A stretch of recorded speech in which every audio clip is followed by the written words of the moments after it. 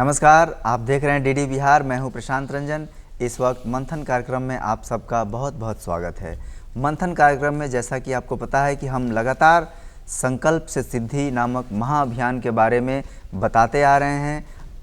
उस अलग अलग क्षेत्र के विशेषज्ञों को अपनी स्टूडियो में बुलाकर संकल्प से सिद्धि नामक महाअभियान के विभिन्न पक्षों के बारे में जानकारी देते हैं। उपयोगी जानकारी, सुरुचिपूर्ण जानकारी देते आ रहे हैं। आज भी इस विशेष कार्यक्रम में आज हमारे साथ डीडी बिहार के स्टूडियो में दो विशेष अतिथि उपस्थित हैं। चलिए पहले हम उनका स्वागत करते हैं। आज हमारे साथ हैं बिहार के वरिष्ठ पत्रकार श्री प्रवीण बागी जी। सर, बहुत बहुत स्वागत है आपका। धन्यवाद। आज हमारे दूसरे अतिथि हैं जाने माने समाजसेवी और भारतीय कृषि अनुसंधान परिषद के सदस्य श्री संजीव कुमार यादव जी। संजीव जी, बहुत बहुत स्वागत है आपका। आपका भी। इन दोनों अतिथियों से हम एक एक करके प्रश्न उत्तर के माध्यम से जानेंगे कि संकल्प से सिद्धि नामक महाअभियान, जिसका सूत्रपात प्रधानमंत्री नरेंद्र मोदी ने 15 अगस्त 2017 को किया था, उसमें कैसे नया भारत यानी न्यू इंडिया बनाने की संकल्पना व्याप्त थी और अलग अलग योजनाएं संकल्प से सिद्धि के अंदर, जैसे कि आयुष्मान भारत, जनधन योजना, मुद्रा योजना, डिजिटल इंडिया, किसान सम्मान योजना इत्यादि योजनाओं के माध्यम से कैसे एक मजबूत संकल्प लिया गया और उसे सिद्धि तक पहुंचाया जा रहा है।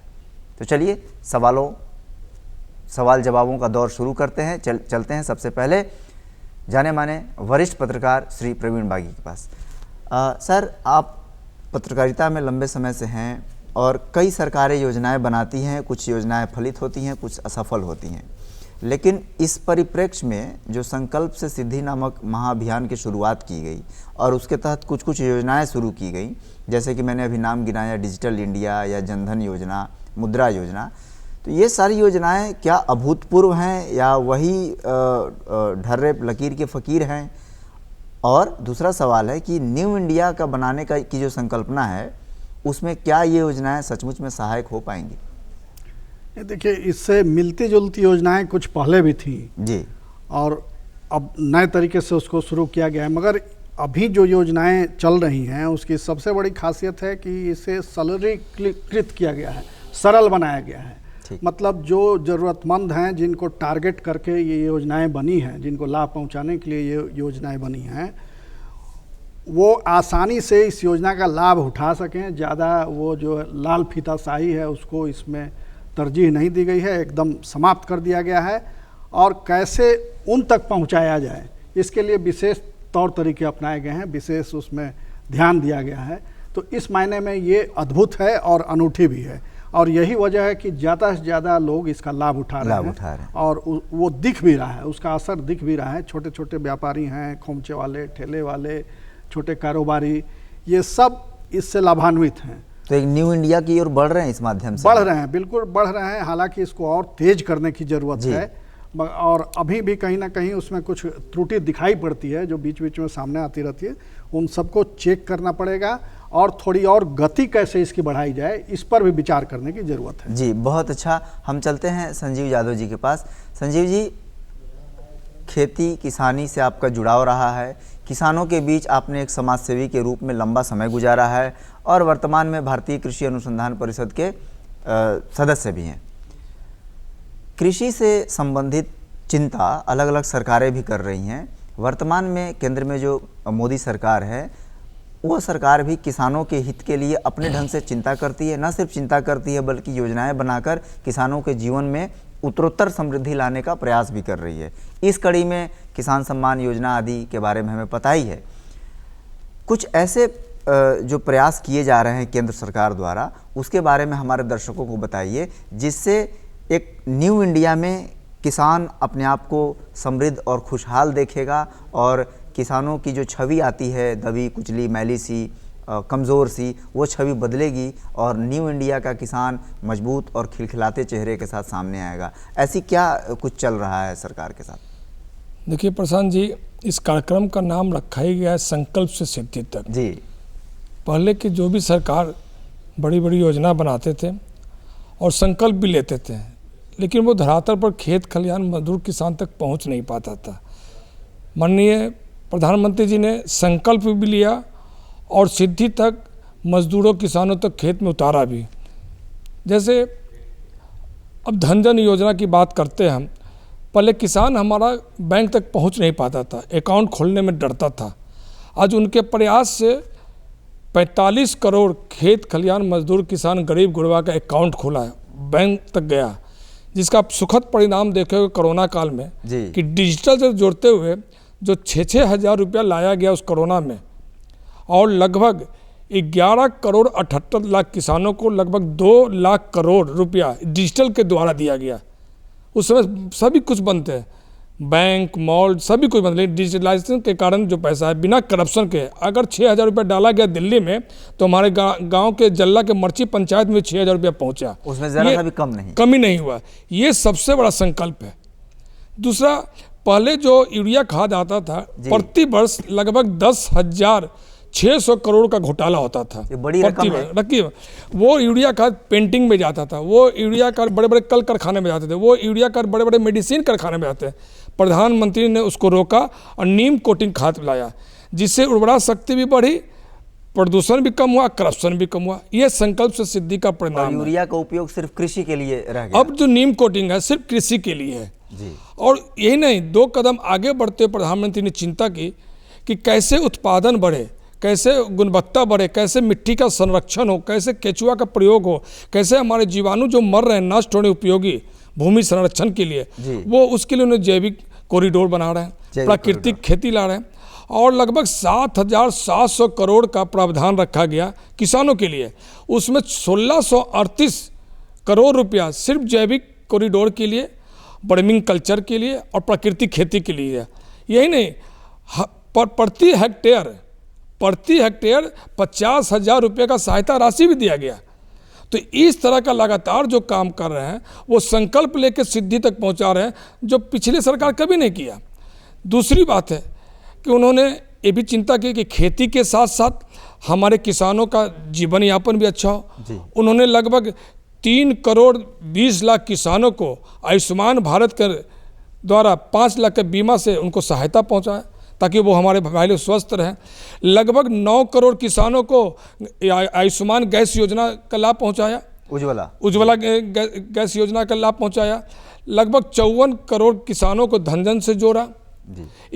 हमारे पहले माताएं बहनें ग्रामीण किसान लोग खेत खलिहान में लोटा लेके जाते थे शौचालय, आज 11 करोड़ शौचालय बनाकर ऐसे लोगों को जो ओपन में होता था उससे मुक्ति दिलाया गया, बीमारी से दूर किया गया। तो तमाम ऐसी बड़ी बड़ी योजना। आपने मुद्दा की बात की, कितना सुंदर योजना माननीय प्रधानमंत्री का वो दृष्टि और सोच और चिंतन देखिए कि मुद्रा लोन में 3 तरह के लोन लाए गए, एक शिशु लोन, एक किशोर लोन, एक तरुण लोन। शिशु लोन जो था वो 50,000 रुपये का विदाउट मॉर्गेज और ब्याज मुक्त। उसके बाद किशोर लोन जो आया 50,000 से लेकर 5 लाख तक का लाया गया। तरुण लोन जो है 5 लाख से लेकर 10 लाख तक का लाया गया विदाउट कोलेटरल। तो अगर आपका ट्रांजैक्शन होता है, व्यापार अच्छा होता है तो वो बढ़ता भी चला जाएगा और ब्याज मुक्त भी रहेगा। तो प्रधानमंत्री ने कहा कि 20 मुक्त होना चाहिए, कर्ज मुक्त होना चाहिए और पोल्यूशन मुक्त होना चाहिए।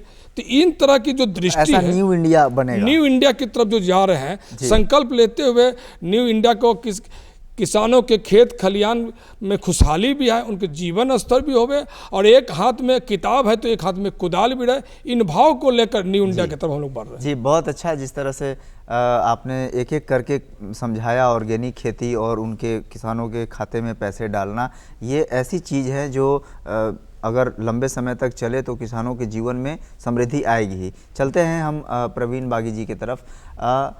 आप लंबे समय से इलेक्ट्रॉनिक मीडिया की पत्रकारिता की है, इसलिए उससे संबंधित सूचना तकनीक का ये युग है और आपसे बेहतर शायद ही कोई इस IT युग के महत्व को समझ सकता है कि सूचना के प्रसार में डिजिटल इंडिया नामक एक योजना है। आपको क्या लगता है कि इतने समय से सूचनाओं का प्रसार अलग अलग हो रहा था, लेकिन डिजिटल इंडिया ने जो भारत में सूचना क्रांति की जो तस्वीर बदलनी चाहिए, आपको क्या लगता है कि आने वाले कुछ समय में इस योजना की मदद से भारत की तस्वीर कुछ बदल सकती है? नहीं, भारत की तस्वीर बदल रही है और तेजी से बदल रही है। एक समय था कि डिजिटाइजेशन का बहुत विरोध होता था, कंप्यूटरीकरण का विरोध होता था इस देश में, पूरे देश में व्यापक आंदोलन चल रहा था। तमाम ट्रेड यूनियनों ने कहा कि कंप्यूटर आएगा इसके विरोध में, जी। इसके विरोध में कि कंप्यूटर आएगा तो लोगों की नौकरी चली जाएगी, लोग बेरोजगार हो जाएंगे, एक कंप्यूटर 100 लोगों का काम करेगा। मगर सरकार ने दृढ़ता से उस समय लागू किया कंप्यूटरीकरण, और हर दफ्तरों में ये कंप्यूटरीकरण हुआ, और उसका सबसे बड़ा लाभ दिखा कोरोना काल में। जी। कोरोना काल में जबकि तमाम चीज़ें ठप थी, कहीं आवागमन नहीं था, तो सिर्फ ये कंप्यूटर की वजह से ही संपर्क हो सका लोगों का, नेट की वजह से मीटिंगें हो सकी, बड़ी बड़ी मीटिंगें लोग करते रहे, और उससे जुड़ाव आपस में बना रहा, और सरकार की योजनाओं की मॉनिटरिंग भी होती रही। सरकार के अधिकारी जो दिल्ली में बैठे थे, मंत्री, प्रधानमंत्री और राष्ट्रपति महोदय भी, सब लोग लगातार उसके माध्यम से जनता को मैसेज देते रहे। और आज भी प्रधानमंत्री जो रविवार को मन की बात करते हैं, वो अपने आप में इसका अद्भुत उदाहरण है। पूरे देश में कितने लोग बैठ के सुनते हैं, उनको कहीं जाना नहीं पड़ता, अपने घर से वो टेलीकास्ट कर देते हैं। तो ये एक अद्भुत योजना है और इसका अद्भुत विस्तार हुआ है। प्रधानमंत्री ने जब शुरू में नरेंद्र मोदी जी ने शपथ ग्रहण किया था, तो उस समय वो अपने भाषणों में लगातार कहते थे कि मेरी कल्पना है कि यूथ के एक हाथ में मोबाइल हो और एक हाथ में पुस्तक हो, और वही आज देखने को मिल रहा है। वो साकार हो रहा है, साकार हो रहा है। आप सड़क पर भी कहीं घूमिए तो देखिए कि कहीं खड़ा होकर कोई लड़का लड़की मोबाइल में कुछ सर्च कर रहा है, कुछ देख रहा है। जैसे मोटी पुस्तकों की कीमत अधिक होती है तो लोग उसका पीडीएफ विद्यार्थी पढ़ लेते हैं, मोबाइल ले लेते हैं मोबाइल में और पढ़ाई कर रहे हैं। माने शिक्षा में तो अद्भुत इसका ये हुआ है। जैसे क्लासेज बंद थे कोरोना में, मगर उसके माध्यम से क्लासेज चल रहे थे, ऑनलाइन क्लासेज, स्कूल से लेकर विश्वविद्यालय तक। और अभी भी बहुत से संस्थानों ने, बहुत से सरकारी दफ्तरों ने, सरकारी ने गैर सरकारी दफ्तरों ने, खास करके IT सेक्टर ने वर्क फ्रॉम होम का कल्चर एक डेवलप कर लिया है। तो घर बैठे काम कर रहे हैं, उससे दोनों को आराम है, कंपनियों को बचत हो रही है और जो उसके कर्मचारी हैं उनको भी आराम हो रहा है कि घर का भी काम देख रहे हैं, अपना नौकरी भी कर रहे हैं, इनपुट कॉस्ट भी कम हो गया जी। तो ये तो बड़ी अच्छी योजना है और इसीलिए इस योजना का लाभ इतना हुआ कि इसके चलते आज कोई विरोध नहीं कर रहा है। बल्कि जहाँ नहीं पहुँचा है नेट की सुविधा, जहाँ नहीं है जिस गाँव में, वहाँ भी लोग कह रहे हैं कि भाई हमारे यहाँ भी साइबर कैफ़े खोलिए, हमारे यहाँ बच्चों को ट्रेनिंग दीजिए, कंप्यूटर बतलाइए और कैसे इसका काम हो। मतलब जागरूकता आई है और मनी ट्रांसफ़र हो रहा है इसके माध्यम से। सुदूर विदेश में बैठा कोई भारतीय अपने गांव में अपने माता पिता को, बूढ़े माता पिता को तुरंत ट्रांसफ़र कर देता है उसके अकाउंट में पैसे।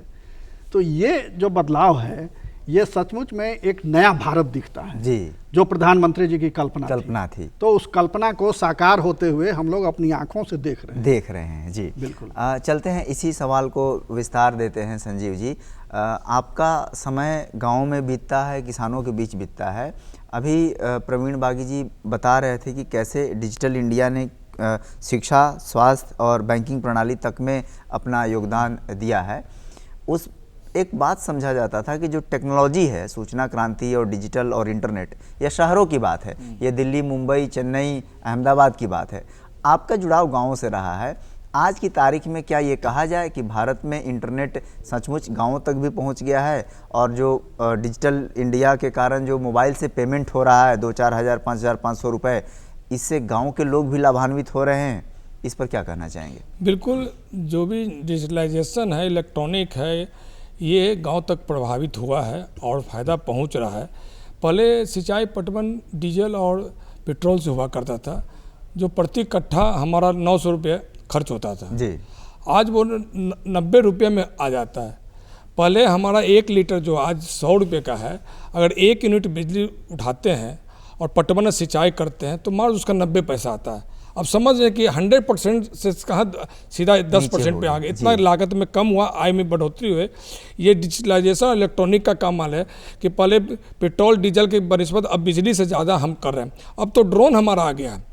अभी ड्रोन में क्या हो रहा है बताते हैं प्रशांत जी, कि जो हम लोग सिंचाई पटवन करते हैं वो ज़मीन के जड़ तक मात्र 35% ही पहुंच पाता है। अच्छा। चाहे खाद हो या पानी हो, बाकी 65% जो है ना इधर उधर छितरा जाता है। लेकिन ड्रोन से जब हम सिंचाई पटवन या छिड़काव करेंगे किसी भी चीज़ का, तो वो जड़ तक एक्यूरेट जगह बर्बादी नहीं होगा। प्रधानमंत्री ने इसकी चिंता की है। और उसके बाद अब प्राकृतिक खेती की बात कर रहे थे। प्राकृतिक खेती में जो पहले खर पतवार सड़ जाते थे, जो पारंपरिक खेती था प्राचीन काल से, पहले के वैज्ञानिक जो विदेश में रहते थे उपहास करते थे, हम परंपरागत खेती को, हमारे भारतीय परंपरा को उपहास करते थे कि अरे इस खरपतवार से क्या होगा। आज दुनिया का सबसे बड़ा इलेक्ट्रॉनिक और डिजिटल मार्केट जो अमेरिका है वो उसको आत्मसात कर रहा है। जापान लगभग उसको 18% आत्मसात कर चुका है। इन दोनों कंट्री के साथ साथ 18 ऐसे कंट्री है जो आज बर्मिंग कल्चर, केचुआ गोबर मूत्र को अपना रहे, जो भारत को कल तक उपहास करते थे वैज्ञानिक, आज स्वीकार कर रहे हैं। ऑर्गेनिक खेती को स्वीकार कर रहे हैं विदेश के बड़े बड़े वैज्ञानिक, कल तक उपहास करते थे।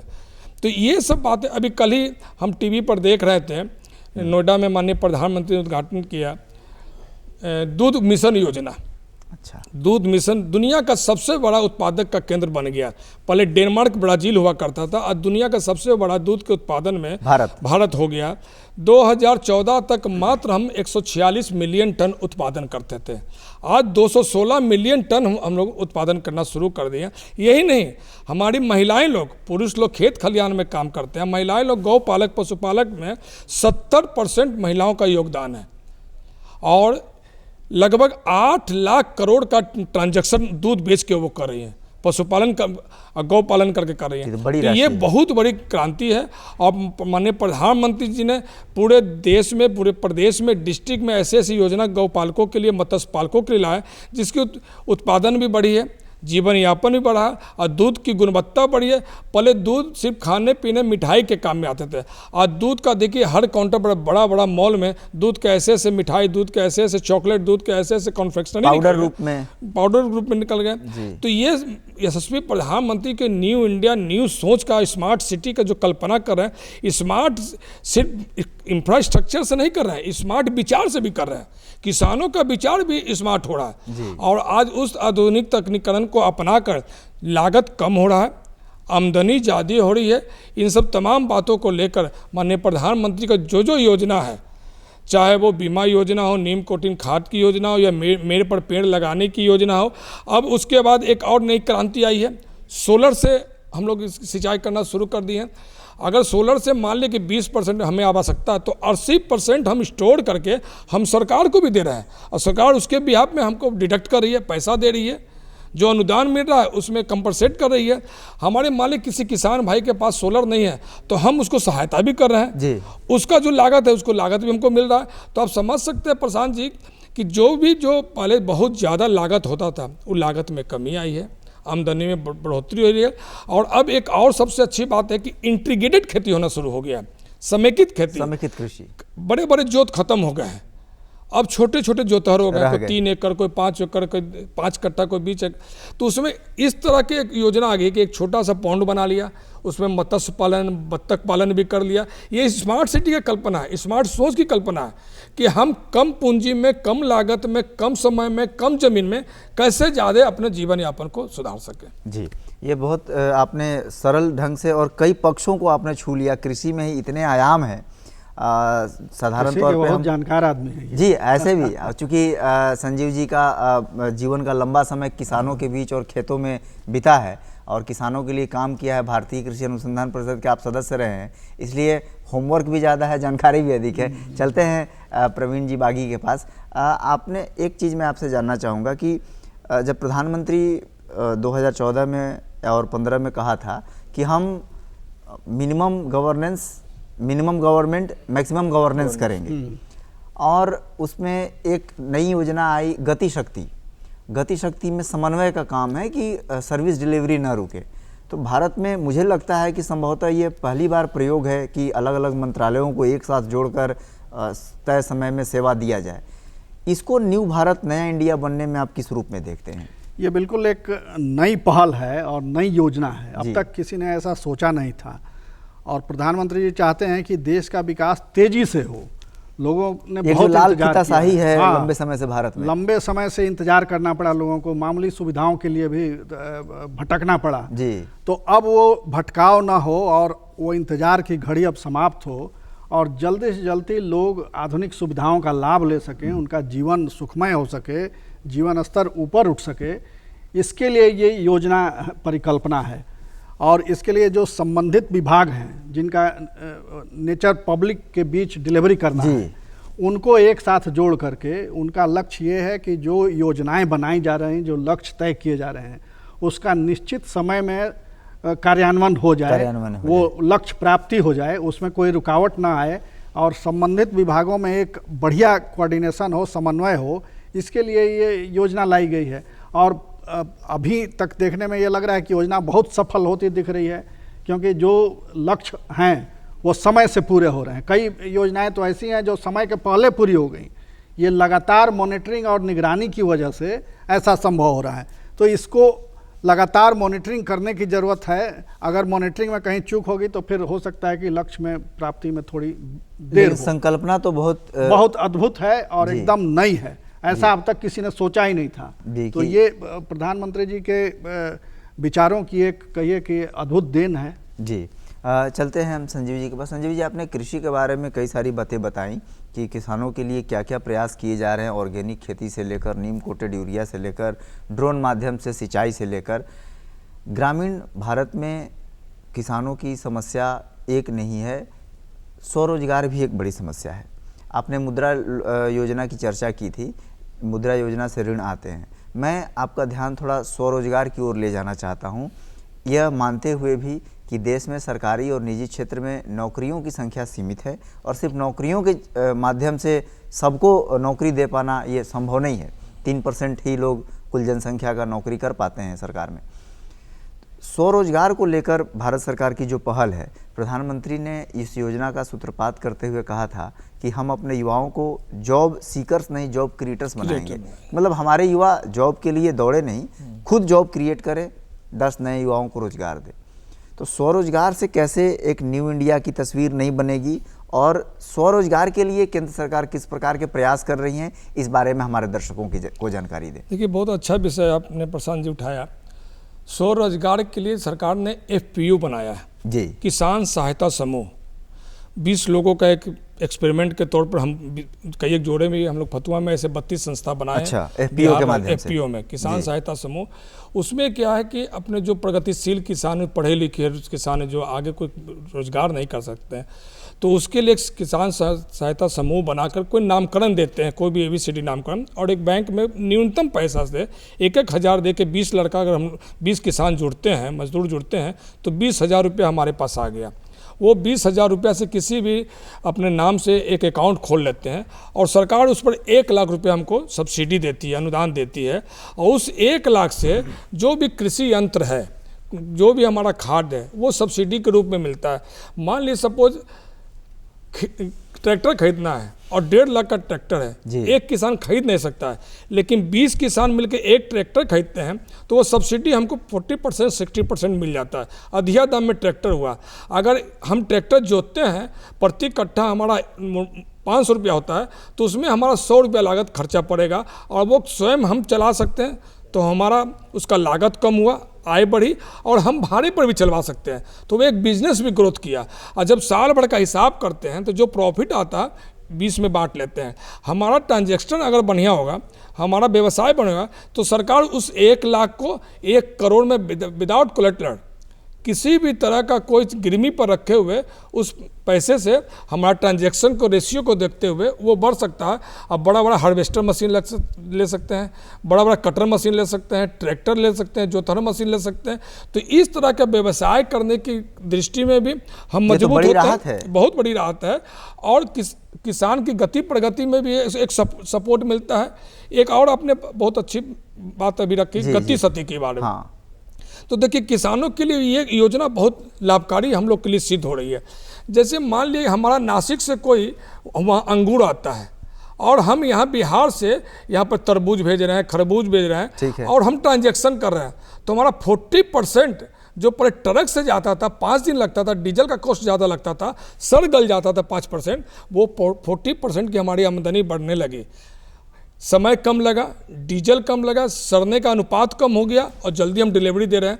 और यहाँ से हम भेज रहे हैं, आलू भी भेज रहे हैं, प्याज भी भेज रहे हैं, और वहाँ से हमारा अनार भी आ रहा है, अंगूर भी आ रहा है। तो इस तरह का ट्रांजैक्शन हो रहा है। नितिन गडकरी जी ने उसको जोड़ा जल संक्षिप्त परिवहन में से, थोड़ा जी, हाँ। जल परिवहन से भी जोड़ा। तो एक तरफ यातायात की सुविधा हो गई, रेल की सुविधा हो गई और जल परिवहन की सुविधा हो गई, यानी वन विंडो सिस्टम से हम कोई भी ट्रांजैक्शन आवागमन कर सकते हैं। जी, ये बहुत ज़रूरी जानकारी मिली कि कैसे गति शक्ति की चर्चा संजीव जी ने की कि गति शक्ति के माध्यम से अलग अलग मंत्रालयों विभागों को जोड़कर कैसे समय से योजनाओं और अपनी योजनाओं को क्रियान्वयन किया जाए, समय पे सेवा प्रदान किया जाए नागरिकों को। प्रवीण जी ने भी इसके बारे में थोड़ी सी जानकारी दी थी कि हम लोग जो नई संकल्पना थी 60 साल से चली आ रही, उसको तोड़ा और समय पे काम करने की प्रतिबद्धता जताई है।